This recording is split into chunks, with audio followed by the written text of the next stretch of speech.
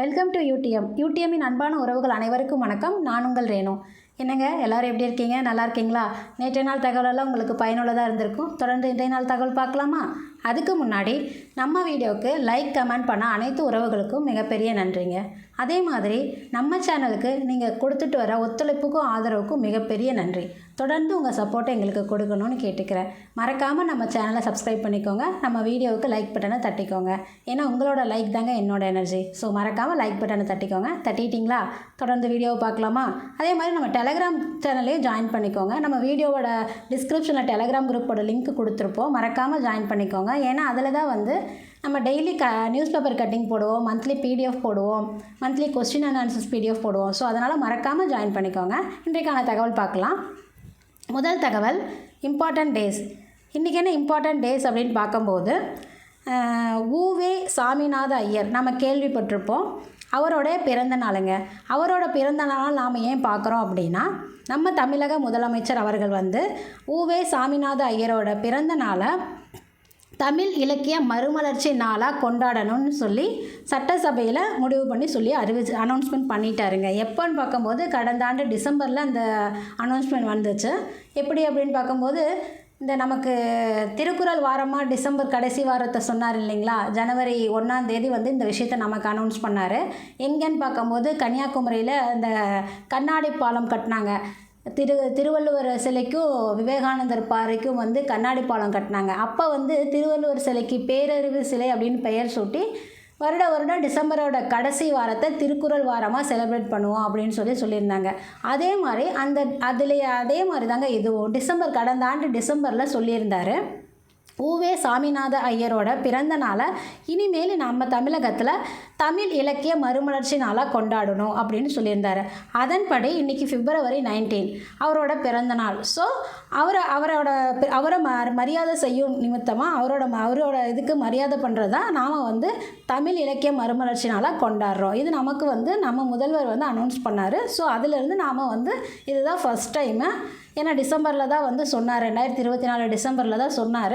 So அதுக்கப்புறம் இப்போ தான் February வந்திருக்கு.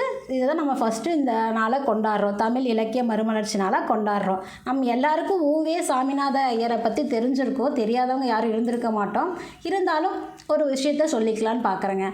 ஊவே சாமிநாதர் ஐயர் வந்து February 19, 1855 பிறந்தாருங்க. ஸோ அதனால தான் இன்றைக்கி நாம் வந்து இதை வந்து நம்ம முதல்வரோட ஆணைப்படி தமிழ் இலக்கிய மறுமலர்ச்சி நாளாக கொண்டாடுறோம். அதே மாதிரி அவர் பார்த்தீங்க அப்படின்னா ஊவேசா அப்படின்னு சொல்லி சுருக்கமாக சொல்லுவாங்க. அவர் வந்து தமிழ் அறிஞர் மற்றும் பதிப்பாளர் அப்படின்னு நமக்கு தெரியும். இவர் பார்த்தீங்க அப்படின்னா தமிழ் மொழிக்கு செய்த தொண்டுனால அவர் வந்து தமிழ் தாத்தா அப்படின்னு சொல்லி சிறப்பிக்கப்பட்டாருங்கிறது நமக்கு தெரியும். எதனால் தமிழ் தாத்தா அப்படின்னு சொல்கிற அளவுக்கு அவருக்கு தமிழ் மேலே பற்று இருந்தது அப்படின்னா, அழிந்து மறைந்து போகும் நிலையில் இருந்த பண்டை தமிழ் இலக்கியங்கள் பலவற்றை தேடி அச்சிட்டு பதிப்பித்தார். அதாவது புத்தகமாக பண்ணார், புத்தகமாக வெளியிட்டார் அப்படிங்கிறத நாம் இங்கே பார்க்குறோம். இதனால் அதாவது ஏடுகள்லாம் இருந்திருக்கும் இல்லைங்களா? அந்த சீவக சிந்தாமணி, மணிமேகலை, இந்த மாதிரி இலக்கியங்கள்லாம் பார்க்கும்போது நமக்கு வந்து ஏடுகளாக இருந்திருக்கும். அதை தேடி அவர் வந்து ஒரு புத்தகமாக வந்து பதிப்பிட்டார். அப்படிங்கிறதுனால அவர் ஒரு பதிப்பாளர் அப்படிங்கிறதையும் நம்ம சொல்கிறோம் இந்த இடத்துல. அதாவது நமக்கு இந்த காலகட்டத்தில் ஒரு விஷயத்தை நம்ம தெரிஞ்சுக்கணும் அப்படின்னா நமக்கு எவ்வளவோ வழிகள் ஈஸியாக கிடைக்குங்க. நம்ம போய் அந்த இடத்துல தான் இருந்து ஆராய்ச்சி பண்ணணும்னு கிடையாது. ஃபோன்லேயே நம்ம தெரிஞ்சுக்கலாம், நெட்டில் லேப்டாப்பில் தெரிஞ்சுக்கலாம். ரொம்ப ஏதாவது ஒரு புக்கு வேணும்னா கூட ஆன்லைனில் போட்டு ஆர்டர் போட்டு வாங்கிக்கலாங்க. பட் இதெல்லாம் இல்லாத காலகட்டத்தில் அவர் எந்த அளவுக்கு சிரமப்பட்டு ஒவ்வொரு ஏட்டையும் தேடி நடந்தே போயிருப்பார். அப்படி தான் நம்ம தகவல்லையும் சொல்கிறாங்க.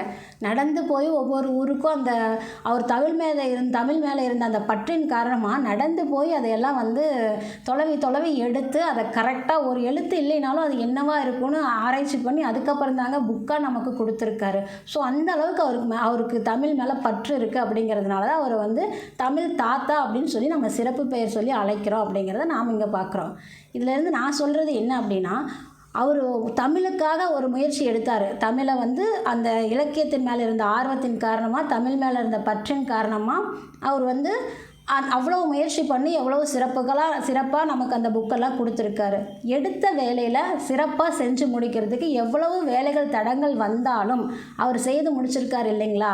அதே மாதிரி தான் நம்ம வந்து இந்த வருஷம் அரசு வேலையை நம்ம கையில் எடுத்திருக்கோம். ஸோ எந்த இடத்துலையும் சோர்ந்து போகாமல் எவ்வளவு தடங்கள் வந்தாலும் அதையெல்லாம் தூக்கி போட்டுட்டு நமக்காக நாம் என்ன கையில் எடுத்தோமோ அந்த வேலையை நோக்கி நம்ம பிரயாணம் பண்ணணுங்க. எவ்வளவு சலுப்புகள் தடங்குகள் நம்ம வேலைகள் இது மட்டும் அரசு வேலையாக மட்டுமே நம்ம இருக்க மாட்டோம், வேறு வேலைகளும் நமக்கு இருக்கும். ஸோ அந்த வேலையெல்லாம் முடிச்சுட்டு எந்த விதத்துலேயும் சோம்பேறித்தனப்படாமல் சலுப்பு படாமல் ஆரம்பத்தில் ஒரு விஷயத்தை கையில் எடுக்கும்போது என்ன ஆர்வத்தில் எடுக்கிறோமோ அதே ஆர்வத்தில் அதை கொண்டு போய் முடிக்கணும் அப்படிங்கிறதுக்காக தான் நான் இவ்வளவு பாடுபட்டு இவர் இதை வந்து செஞ்சுருக்காரு, சக்ஸஸ் பண்ணியிருக்காரு அப்படிங்கிற வார்த்தையை நான் உங்களுக்கு சொல்கிறேன். ஸோ நம்ம எடுத்த அரசு வேலை அப்படிங்கிற ஒரு வேலையை ஒரு கையில் எடுத்திருக்கிற அந்த ஒரு லட்சியத்தை லட்சியத்தை அந்த கரெக்டான பாதையில் போய் சக்ஸஸ் பண்ணி முடிக்கணும். ஸோ எந்த இடத்துலையும் சோர்ந்து போகாதீங்க. தடங்கள் வந்தால் அதை தாண்டி வந்து அதில் வந்து சக்ஸஸ் பண்ணுங்க அப்படிங்கிறதுக்காக தான் நான் இதை சொல்கிறேன். ஸோ மறக்காமல் நம்ம சக்ஸஸ் பண்ணிடுவோம். இந்த ஆண்டு அரசு வேலையை நம்ம வாங்கிடுவோம்.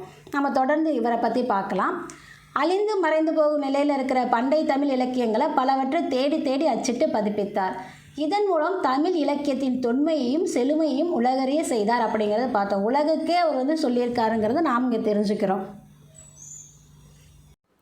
அது மட்டும் இல்லை, 100க்கும் மேற்பட்ட புத்தகங்களை அச்சிட்ருக்காரு அப்படிங்கிறத நம்ம பார்க்குறோம். 3000க்கும் அதிகமான ஏட்டு சுவடிகளையும் கையெழுத்து பிரதிகளையும் அரும்பாடுபட்டு சேகரித்தார் அப்படிங்கிறதையும் நம்ம தெரிஞ்சுக்கிறோம்.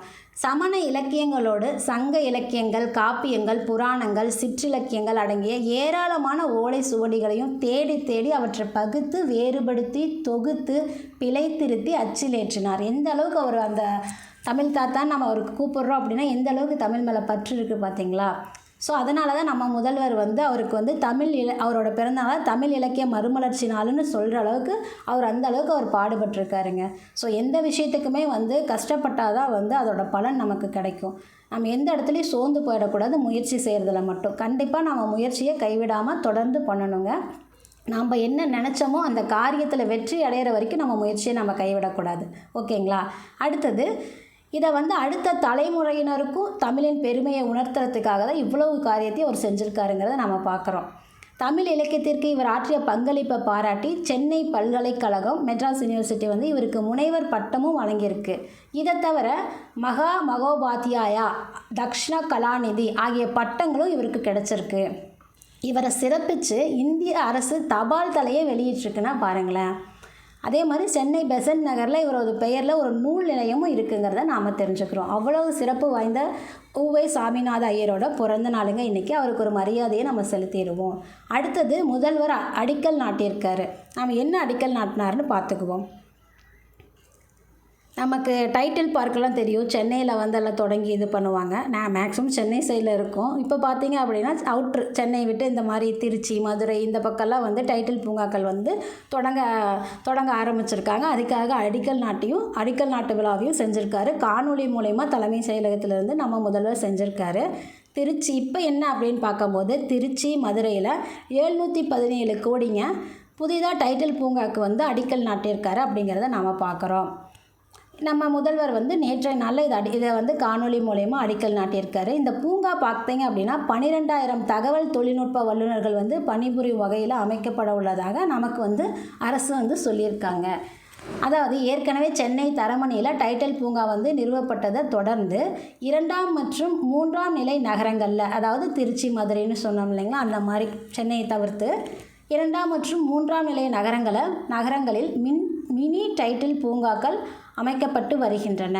அந்த வகையில் விழுப்புரம், தஞ்சாவூர், தூத்துக்குடி, சேலம் ஆகிய மாவட்டங்களில் மினி டைட்டில் பூங்கா வந்து திறக்கப்பட்டுள்ளன. திருவள்ளூர் மாவட்டத்தில் கூட பட்டாபிராமில் அப்படிங்கிற இடத்துல ரூ. 330 கோடி செலவில் கடந்த ஆண்டு நவம்பரில் வந்து டைட்டில் பூங்கா திறக்கப்பட்டது.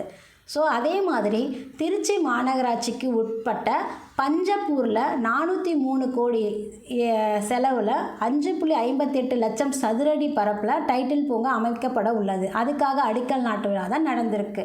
ஸோ அது மட்டும் இல்லை, மதுரையில் மாநகராட்சிக்கு உள்பட்ட மாட்டுத்தாவணினா நமக்கு மதுரைங்கிறது நல்லா தெரியும். ஸோ இது நமக்கு நல்லா ஞாபகம் இருக்கும். மாட்டுத்தாவணியில் ரூ 314 கோடியில் 5.34 லட்சம் சதுரடியில் மற்றும் ஒரு பூங்கா ஏற்படுத்துறதுக்கும் அவர் அடிக்கல் நாட்டியிருக்காரு. திருச்சி, மதுரை 2 இடத்துலையும் 717 கோடி ரூபாயில் டைட்டில் பூங்கா அமைக்கிறதுக்காக அடிக்கல் நாட்டு விழா நடத்தியிருக்காரு அப்படிங்கிறத பார்க்குறோம். இந்த மாதிரி பூங்காக்கள், டைட்டில் பூங்கா வரும்போது நமக்கு அந்த அந்த ஏரியாவும் டெவலப் ஆகும், அங்கே இருக்கிற இளைஞர்களுக்கு வேலை வாய்ப்புகளும் கிடைக்கும். ஸோ அதனோட அடிப்படையில் தான் நமக்கு எல்லா சைட்லேயும் நம்ம முதல்வர் டைட்டில் பூங்கா ஆரம்பிக்கிறாரு. ஸோ அடுத்த தகவல் பார்ப்போம். மாநில அரசோட விருதுகள் கொடுத்துருக்காரு நம்ம முதல்வர். என்ன விருது அப்படின்னு பார்க்கும்போது 18 கைவினை கலைஞர்கள் சொல்லுவோம் இல்லைங்களா, அவங்களுக்கு 18 பேருக்கு மாநில அரசோட விருது கொடுத்துருக்காங்க. எந்த ஆண்டுக்கானதுன்னு பார்க்கும்போது 2023 to 24 ஆண்டுக்கு கொடுத்துருக்காங்க அப்படிங்கிறத நாம் பார்க்குறோம். ரெண்டு டைப்பாக இருக்குங்க இந்த விருது. 18 பேருக்கு கொடுத்த விருது 2 டைப்பாக இருக்குது. ஒன்று வாழும் கைவினை பொக்கிஷம் விருது, அது ஒரு 9 பேருக்கு கொடுத்துருக்காங்க. இன்னொன்று பூம்புகார் மாநில விருது, அதாவது பூம்புகார் மாநில விருது ஒன்று. இன்னொன்று பார்த்திங்க அப்படின்னா வாழும் கைவினை பொக்கிஷம் விருது, இது ஒரு 9 பேருக்கும் நம்ம விருதுகள் கொடுத்துருக்காரு நம்ம முதல்வர். மொத்தமாக 18 கைவினை கலைஞர்கள் அவர்களுக்காக கொடுக்கப்பட்டது. எந்த ஆண்டுக்காக கொடுக்கப்பட்டதுன்னா 2023-24 ஆண்டுகளுக்காக கொடுக்கப்பட்டது. இதுக்கு பரிசு தொகையும் இருக்குங்க. நம்ம என்னென்னு பார்க்கும்போது சென்னை தலைமை செயலகத்தில் நமக்கு நேற்று இந்த நிகழ்ச்சி நடந்தது. இந்த நிகழ்ச்சியில் தான் நமக்கு கைவினை கலைஞர்களுக்கு அவங்களுக்கான விருதுகள் வழங்கப்பட்டது. இதை பார்க்கும்போது கைவினை கலைஞர்களை ஊக்குவிக்கும் வகையில் வாழும் கைவினை பொக்கிஷம் என்ற பெயரிலும் பூம்புகார் மாநில சார்பிலும் விருதுகள் வழங்கப்பட்டு வருகின்றன. அதன்படி 2023-24 ஆண்டுக்கான வாழும் கைவினை பொக்கிஷம் 9 பேருக்கும், பூம்புகார் மாநில விருது 9 பேருக்கு கொடுத்துருப்பாங்க.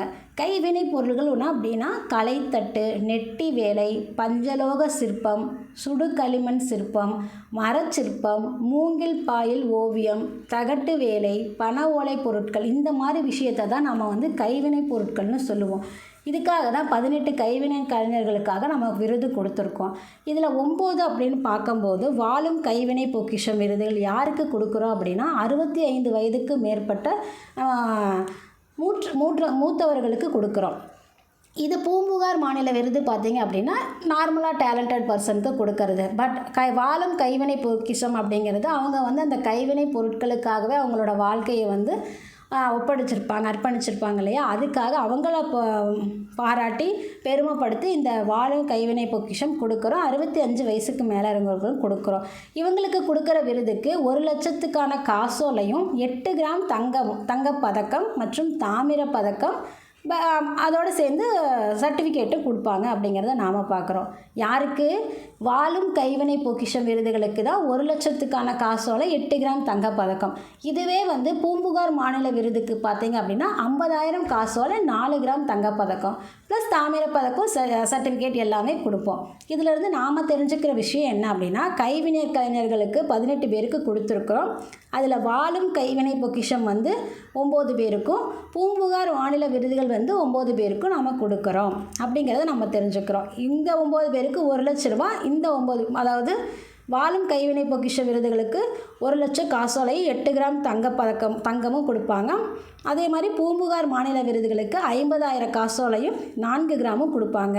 இது டேலண்டட் பர்சன். அது வாழும் கைவினை 65 வயசுக்கு மேலே இருக்கிறவங்களுக்கு கொடுப்பாங்க. இது எந்த ஏஜ், அதுக்கு கீழே இருக்கிற எந்த ஏஜாக இருந்தாலும் சரி, அந்த அவங்களோட டேலண்ட்டை பாராட்டி கொடுக்கறது. நம்ம அடுத்த தகவல் பார்த்துடலாம். பிங்க் ஆட்டோ திட்டம் அழகாக இருக்கு இல்லைங்க. பிங்க் அப்படின்னாவே நம்ம லேடிஸ்க்கு பிடிச்ச கலரு, கேர்ள்ஸுக்கு பிடிச்ச கலரு. ஸோ இந்த ஆட்டோ திட்டமும் நம்ம மகளிருக்கானது தான். நம்ம மகளிருங்கும் போதே பிங்க் கலரே பார்க்கும்போது அழகாக இருக்குது. அவங்க ஆட்டோ ஓட்டுறவங்களும் பிங்க் கலர் ட்ரெஸ் தாங்க போடணும். அதுதான் இதோட இது. நம்ம என்னென்னு பார்க்கலாம். சென்னையில் தான் இதை இது பண்ண போகிறாங்க. சென்னையில் இருக்கிறவங்களுக்காக தான் இந்த ஸ்கீம். என்னென்னு பார்க்கும்போது சென்னையின் சென்னையில் பெண்களின் பாதுகாப்பு மற்றும் சுயதொழில் வேலைவாய்ப்புக்காக தான் நம்ம முதல்வர் வந்து இந்த திட்டத்தை கொண்டு வந்திருக்காரு. இதை வந்து மார்ச்சில் வந்து ஸ்டார்ட் பண்ண மாதிரி இருக்குது. இதை வந்து அதுக்கு ஒரு 15 நாளைக்கு வந்து பொதுமக்களோட கருத்து கேட்குறதுக்காக ஓப்பன் பண்ணி வச்சுருக்காங்க. நாம் என்ன கருத்து சொல்லணும்னாலும் சொல்லிக்கலாம். இது என்ன தகவல்னு பார்க்கும்போது, சமூக நலத்துறையின் பிங்க் ஆட்டோ திட்டத்தை செயல்படுத்தும் வகையில் மோட்டார் வாகன விதிகள் திருத்தம் 1989 படி இது வந்து இந்த திட்டம் வந்து மேற்கொள்ளப்பட்டிருக்கு அப்படிங்கிறத பார்க்குறோம். சென்னையில் பெண்களோட பாதுகாப்பை உறுதி செய்யும் விதமாகவும் பெண்களுக்கான சுய தொழில் வேலைவாய்ப்பை உருவாக்கும் விதமாகவும் அரசு மானியத்தோட பிங்க் ஆட்டோக்களை இயக்கும் திட்டம் வந்து நம்ம இப்போ வந்து சமூக நலத்துறையால் செயல்படுத்தப்பட்டு வருது அப்படிங்கிறத நாம் தெரிஞ்சுக்கிறோம். அதாவது பெண்களோட பாதுகாப்பு சுயதொழில் வேலைவாய்ப்பு இதுக்காக தான் நம்ம அரசு மானியத் தொகை வந்து 1 லட்சம் அப்படிங்கிறத நம்ம தெரிஞ்சுக்கிறோம். இப்போ இதுக்கு முன்னாடி முதல்வர் மருந்தகத்துக்கு 3 லட்சம் கொடுத்தாங்க. அதே மாதிரி முன்னாள் இராணுவ வீரர்களுக்காக காக்கும் கரங்கள் அதுக்கு வந்து 1 கோடி, அதில் 30% மானியம் வேறு கொடுத்தாங்க, ப்ளஸ் 3% வட்டி மானியம் வேறு கொடுத்தாங்க. இப்போ வந்து பெண்களுக்காக 1 லட்சம், இதுக்கு மேலே அவங்களுக்கு அந்த தொகை ஏதாவது தேவைப்படுறதுனால அவங்க லோன் போட்டு வாங்கிக்கலாம் அப்படிங்கிறதையும் அவங்க சொல்லியிருக்காங்க. இந்த திட்டத்தில் வந்து இந்த ஆட்டோ ஓட்டுறவங்களுக்கு வந்து ஆட்டோ ஓட்ட தெரியலனாலும் சொல்லி கொடுத்து அந்த திறன் மேம்பாடு வளர்த்து விட்டு அவங்களுக்கு வந்து லைசன்ஸ் எல்லாம் கொடுத்து இந்த வேலையை அவங்கள செய்ய வைக்கிறாங்க. இது லேடிஸ் தான் இந்த ஆட்டோவுக்கு உரிமையாகவும் இருக்கணும், அதாவது இந்த ஆட்டோவோட உரிமையாளரும் ஓட்டுநரும் எல்லாருமே லேடிஸாக தான் இருக்கணும் அப்படிங்கிறது இந்த ஸ்கீமோட இது. ட்ரெஸ்ஸும் ஆட்டோவும் பிங்க் கலரில் தான் இருக்கணும். கம்பல்சரி இந்த ஆட்டோவில் ஜிபிஎஸ், அப்புறம் ஜிபிஎஸ் நமக்கு எல்லாருக்குமே தெரியும். அப்புறம் அது இல்லாமல் விஎல்டிடி அப்படின்னு பார்க்கும்போது vehicle location tracking device. GPS அப்படின்னா குளோபல் பொசிஷன் சிஸ்டம்னு நினைக்கிறேன், குளோபல் பொசிஷன் சிஸ்டம். இது வந்து வெஹிக்கிள் லொக்கேஷன் ட்ராக்கிங் சர்வீஸ். ரெண்டுமே வந்து நமக்கு வந்து அந்த ஆட்டோவில் எதுக்கு வைக்கிறோன்னா, அந்த ஆட்டோ எங்கே இருக்குது, எந்த இடத்துல இருக்குதுன்னு செக் பண்ணிக்கிறதுக்காக, ஒரு அவசர காலத்துக்கு செக் பண்ணிக்கிறதுக்காக வந்து வச்சுருக்காங்க. இது என்னன்னு பார்க்கும்போது வேலைவாய்ப்பு உருவாக்கும் விதமாகவும் அரசு மானியத்தோட பிங்க் ஆட்டோக்களை இயக்கும் திட்டத்தை யார் அப்படின்னு பார்த்தா சமூக நலத்துறை சார்பில் செயல்படுத்தப்பட்டு வருகிறது அப்படிங்கிறது நாம் பார்க்குறோம். இத்திட்டத்தின் கீழே தலா 1 லட்சம் வீதம் 250 பெண் ஆட்டோ ஓட்டுநர்களுக்கு ஆட்டோக்கள் வாங்க மானியம் வழங்கப்படுகிறது அப்படிங்கிறத நாம் பார்க்குறோம். இத்திட்டத்துக்கு தேர்வு செய்யப்பட்ட 250 மகளிருக்கு தமிழ்நாடு திறன் மேம்பாட்டுக் கழகம் மூலம் ஓட்டுநர் பயிற்சியும் அளிக்கப்பட்டு வருகிறது. இத்திட்டத்திற்கு ஏற்ப மோட்டார் வாகன விதிகளில் திருத்தமும் மேற்கொள்ளப்பட்டிருக்குது அப்படிங்கிறத நாம் பார்க்குறோம். இந்த ஏஜ் பார்த்திங்க அப்படின்னா 25லேருந்து 45க்குள்ளே இருக்கணும் அந்த லேடிஸ்க்கு. இந்த ஸ்கீமில் இருக்கிற லேடிஸ்க்கு வந்து ஏஜ் பார்த்திங்க அப்படின்னா 25 to 45க்குள்ளே இருக்கணும் அப்படிங்கிறத நாம் பார்க்குறோம். அதே மாதிரி இந்த ஜிபிஎஸ் பொறுத்துறது, விஎல்டிடி பொறுத்துறது எதுக்கு அப்படின்னா, அவசர காலங்களில் காவல் கட்டுப்பாட்டு அறைக்கு தகவல் தெரிவிக்கும் வகையில் வாகனத்தின் இருப்பிடத்தை கண்டறியும் கருவிகள் வந்து கண்டிப்பாக பொருத்தப்பட்டிருக்கணும் அப்படிங்கிறது இதில் ஒரு முக்கியமான விஷயம். அதே மாதிரி ஆட்டோவுக்கான உரிமத்தை 5 ஆண்டுகள் வரை பெயர் மாற்றம் செய்ய இயலாதுங்கிறதையும் நமக்கு சொல்லியிருக்காங்க. இது பார்த்திங்க அப்படின்னா வரும் மார்ச் மாதத்தில் இந்த திட்டம் நடைமுறைக்கு வர இருக்கிறதாகவும் நமக்கு அதிகாரிகள் சொல்லியிருக்காங்க. அடுத்தது இந்த தகவல் பிங்க் ஆட்டோ திட்டம் நல்லா இருக்கு இல்லைங்க, லேடிஸ்க்கானது, சென்னையில் மட்டும். அப்புறம் வர்த்தகத்தை இரட்டிப்பாக்க இலக்கு. யார் கூட? எல்லார் கூடயும் தான் வர்த்தகத்தை இரட்டிப்பாக்குறாரு. இப்போ தான் அமெரிக்க அதிபரோட வர்த்தகத்தை இரட்டிப்பாக்கணுன்னு மிஷன் 500 அதெல்லாம் வந்து பேசி முடித்தார். $500 பில்லியன் வந்து இலக்கு வச்சுட்டு வந்திருந்தார். அது 2030க்கு. இப்போது இது என்னென்னு பார்க்கலாம். இதில் வந்து கத்தார் அரசரோட நம்ம பிரதமர் வந்து கை கோத்துருக்காரு. என்ன விஷயம்னு பார்க்கும்போது 7 ஒப்பந்தங்கள் போட்டிருக்காங்க. இவங்க 2 பேர் பேசி முடிச்சு, இரு நாட்டு அரசர்கள் பேசினா என்னங்க பேசுவாங்க, பாதுகாப்பு, வர்த்தகம் இதை தான் பேசுவாங்க. அதே தான் இவங்களும் பேசியிருக்காங்க. பேசினதில் ஒரு 7 ஒப்பந்தம் வந்து சைன் ஆகிருக்கு. என்ன அப்படின்னு பார்த்தா அப்படின்னா, இரட்டை வரி விதிப்பு தவிர்ப்பு, இரட்டை வரி விதிக்கிறது தவிர்ப்பு மற்றும் நிதி முறைகேடுகள் தடுப்பு தொடர்பாக ஒரு ஒப்பந்தம் போட்டிருக்காங்க. அப்புறம் பொருளாதார கூட்டுறவு, ஆவண காப்பகத்துறை ஒத்துழைப்பு, இளைஞர் நலன் மற்றும் விளையாட்டுத்துறையில் ஒத்துழைப்பு உள்பட மேலும் இந்த மாதிரி 5 புரிந்துணர்வு ஒப்பந்தங்கள் வந்து கையொப்பமாயிருக்கு அப்படிங்கிறத நம்ம தகவல் சொல்லுது. 7 ஒப்பந்தங்கள் மொத்தமாக கையெழுத்தாயிருக்கு. அப்படிங்கும்போது வர்த்தகத்தை பற்றி டபுளாக ஆக்கணும் அப்படின்னா வர்த்தகம் வந்து என்ன கண்டிஷனில் இருக்குது அப்படின்னு பார்க்கலாம். வியூக கூட்டாண்மை ஒப்பந்தத்தின் மூலம் இருதரப்பு நல்லுறவு தற்போதைய நிலையில் இருந்து வியூக அந்தஸ்துக்கு மேம்படுத்தப்பட்டுள்ளது அப்படிங்கிறது சொல்கிறாங்க. அடுத்த 5 ஆண்டுகளில் இருதரப்பு வர்த்தகத்தை தற்போதைய $14 மில்லியன் எவ்வளோங்க, $14 மில்லியன் $14 மில்லியன் இருக்கு இல்லைங்களா, $14 பில்லியன் வந்து $28 பில்லியன், அதாவது சுமார் 22.43 லட்சம் கோடி அதிகரிக்க இரு தலைவர்களும் இலக்கு நிர்ணயிச்சிருக்காங்க அப்படிங்கிறத பார்க்குறோம். வர்த்தகத்தை இரட்டி பார்க்குறதுக்கு நமக்கு 2.43 லட்சம் கோடி வந்து இலக்கு வச்சுருக்காங்க. அதாவது $28 பில்லியன் இலக்கு வச்சுருக்காங்க. நமக்கு இதுக்கு முன்னாடி என்ன நடந்துட்டு இருந்தது அப்படின்னு பார்க்கும்போது, இந்தியா வளைகுடா ஒத்துழைப்பு கவுன்சில், அதாவது அதில் இருக்கிற ஐக்கிய அரபு அமீரகம், Bahrain, Saudi Arabia, Oman, Qatar, Kuwait இடையே, இந்த நாடுகளுக்கிடையே, இந்தியாவுக்கும் இந்த நாடுகளுக்கிடையே தடையற்ற வர்த்தக ஒப்பந்த பேச்சுவார்த்தையும் நடந்திருக்கு. 2022-23 நம்மளுக்கும் கத்தாருக்கும் என்ன வந்து வர்த்தகம் இருந்தது அப்படின்னா 18.77 பில்லியனாக இருந்துச்சு அப்படிங்கிறத பார்க்குறோம். அதுவே 2023-24 பார்க்கும்போது $14 பில்லியன் சரிவடைஞ்சிருக்கிறதையும் நாம் பார்க்குறோம். அது இல்லாமல் நம்ம கத்தார்லேருந்து நமக்கு வந்து 2000 ஆண்டு இருக்குது இல்லைங்களா, 2000 ஆண்டு ஏப்ரல்லேருந்து 2024 ஆண்டு செப்டம்பர் வரை காலகட்டத்தில் கத்தாரிடமிருந்து இந்தியாவுக்கு மட்டும் $1.5 பில்லியன், சுமார் 13,000 கோடிங்க. நீ பார்த்தியா அப்படின்னு கேட்காதீங்க. 13,000 கோடி வந்து அந்நிய நேரடி முதலீடுகள் கிடைக்க பெற்றுள்ளன அப்படின்னு தகவல் சொல்லுது. கத்தார்லேருந்து நமக்கு இப்போ ஒரு 24 வருஷமாக எவ்வளோ இன்வெஸ்ட்மெண்ட் பண்ணியிருக்காங்க முதலீடு அப்படின்னா 13,000 கோடி. எவ்வளவு? 13,000 கோடி இன்வெஸ்ட்மெண்ட் நடந்திருக்கு 24 வருஷத்தில். அதில் வந்து கடந்த ஆண்டு வந்து 23-24 வந்து $14 பில்லியன் சரிவடைஞ்சிருக்கு. ஸோ இதனால தான் வர்த்தகத்தை இரட்டி பார்க்குறதுக்கு இலக்கு வச்சுருக்காங்க 2.43 லட்சம் கோடிக்கு. இந்தியாவுக்கும் கத்தாருக்கும் இடையே ஒரு முக்கிய ஒப்பந்தம் வந்து February 6 வந்து கையெழுத்தாயிருக்குங்க. இந்த ஒப்பந்தம் எதுக்கு அப்படின்னு பார்த்தோம்னா, அடுத்த 20 ஆண்டுகளுக்கானது இந்த ஒப்பந்தம். February 6 அக்ரிமெண்ட் சைன் பண்ணது வந்து அடுத்த 20 ஆண்டுகளுக்கு. இது ஆல்ரெடி இருந்தது, 2028 வரைக்கும் உள்ளது. மறுபடியும் அதை எக்ஸ்டெண்ட் பண்ணியிருக்காங்க. என்ன முக்கியமான ஒப்பந்தம்னு பார்க்கும்போது, அதனோட மொத்த செலவு $78 பில்லியன், அதாவது நம்ம ஊர் மதிப்புக்கு 6.5 லட்சம் கோடி இந்திய ரூபாய். இதை வந்து 2048 ஆண்டு வரை கத்தாரிடமிருந்து திரவ இயற்கை எரிவாயுவை, அதாவது LNG அப்படின்னு சொல்லுவோம். நம்ம கேஸ் எல்லாம் LPGன்னு சொல்லுவோம் இல்லைங்களா, அதுவும் நம்ம அங்கேருந்து தான் வாங்குகிறோம். பட் LNG, அதாவது திரவ இயற்கை எரிவாயுவை வாங்குவதற்கான ஒப்பந்தம் தான் இது அப்படிங்கிறத பார்க்குறோம். எதுக்கு போட்டிருக்கோம்? 20 வருஷத்துக்கு 6.5 லட்சம் கோடிக்கு நாம் போட்டிருக்கோம் அப்படிங்கிறத நாம் பார்க்குறோம். நமக்கு வந்து இறக்குமதி பார்த்திங்க அப்படின்னா LNG, LPG, அப்புறம் அந்த எத்தனால், இந்த மாதிரி விஷயங்கள்லாம் வந்து நமக்கு அங்கேருந்து தான் வருது. அதில் வந்து LNGயும் LPGயும் தான் வந்து நமக்கு அதிகமாக இறக்குமதியாகிற இந்தியாவோட முக்கிய இதாக பார்க்குறோம். நாம் வந்து அங்கே என்ன ஏற்றுமதி பண்ணுறோன்னா, காய்கறிகள், பருப்பு வகைகள், பழங்கள், இதெல்லாம் நாம் வந்து ஏற்றுமதி பண்ணுறோம். நம்ம ஏற்றுமதியை காட்டில் அவங்களோட இறக்குமதிக்கு தான் அவங்களுக்கு சாதகமாக இருக்குங்கிறத தகவல் சொல்லுது. எப்படியோ ஒன்றுங்க, 7 ஒப்பந்தம் சைன் ஆகிருக்கு கத்தாரத்தில். கத்தாரோட அரசர் பேர் என்னன்னு பார்க்குறோம். அரசர் ஷேக் தமீம் பின் ஹமாத் அல் தானி, இதுதாங்க அவரோட பேர்.